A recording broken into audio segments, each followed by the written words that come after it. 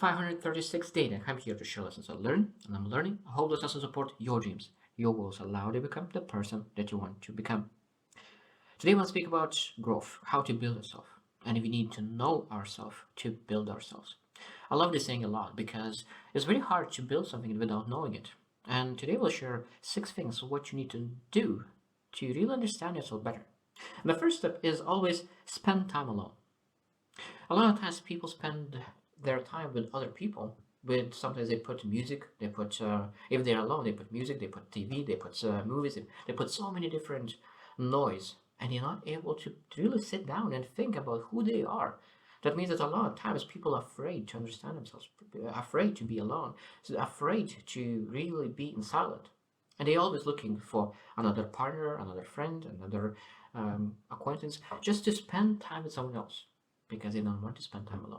But if you really want to build yourself, you need to understand yourself, you know yourself. And first step is always to spend some time with yourself, with your own thoughts, understanding what you care about, because it's very hard to understand who you are being with someone else. That's why a lot of times when people are in relationships and they leave relationships, they do not know who they are anymore because they used to spend their time with their partner, and sometimes they align with other partners. So their partner likes something, and they of course doing the same thing. So that means a lot of times, if you want to build yourself, you need to understand yourself and spend time alone.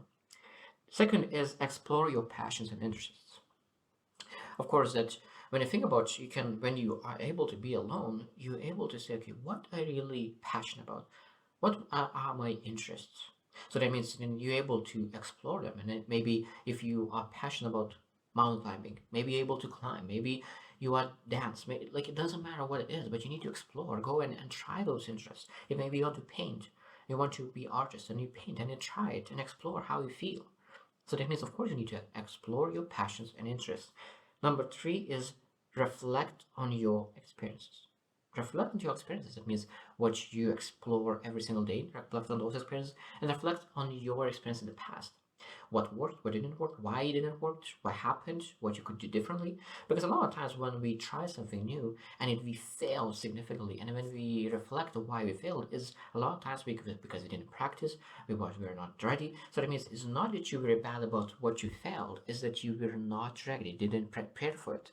A lot of times because people fail, they think that they're not good in that one thing. But when you realize that you didn't practice, you were not ready for it, that's where you failed. Now next time when you realize that you're able to prepare, practice, and get ready, and all the thing that you got failed, you can become extraordinary good and great person.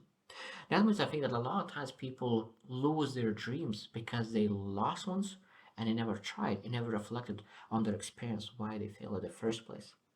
Number four is identify your values. What kind of values you live by? And identify your values and think, okay, I care about humility, I care about kindness, I care about generosity. And then reflect if you live by those values. Because it's very nice to say that, oh, my values is generosity, my value is humility. But do you do what you said that is important for you? If you said that the one of the most important values is consistency, so what is that you do on consistent basis? That is, could say that consistency is your value. If it's humility, what do you do on consistent basis? That could say that you show that you are humble. So that means that it's not one thing that is saying that what values you care about, will identify, but saying that what kind of values do you live day by day? And of course, you need to show those examples. Number five is practice self-awareness. That means that I love that with the first one because when you are on your own, staying in time by yourself, now you need to practice self-awareness. Okay, reflect on everything what you do, what you think, what kind of positive thoughts you have, what kind of negative thoughts you have. Reflect on your passions, on your skills, on everything. Because when you reflect, the more you reflect, the more you know yourself.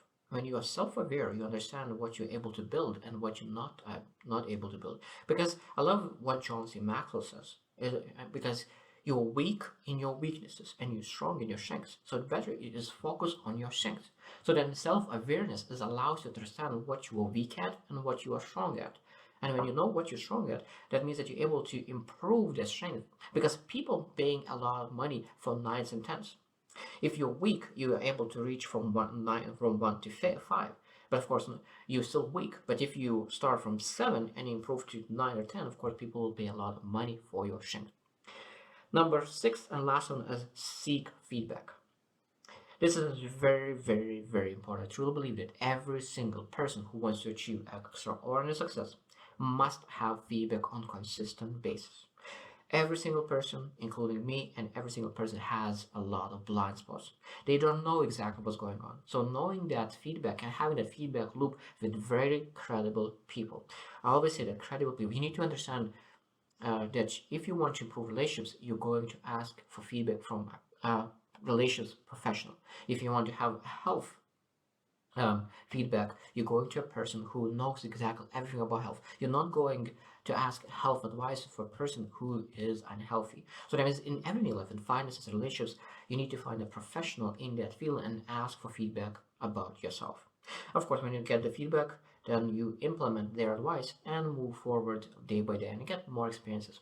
Because so I started that we need to know ourselves to build ourselves. So those 6 steps you'll understand, we allow us to understand ourselves much better. And when we understand ourselves much better, we're able to build ourselves. One big difference is that a lot of times people are looking to find themselves. I truly believe that find is always a worth thing to do because we never lost ourselves. We always been like this.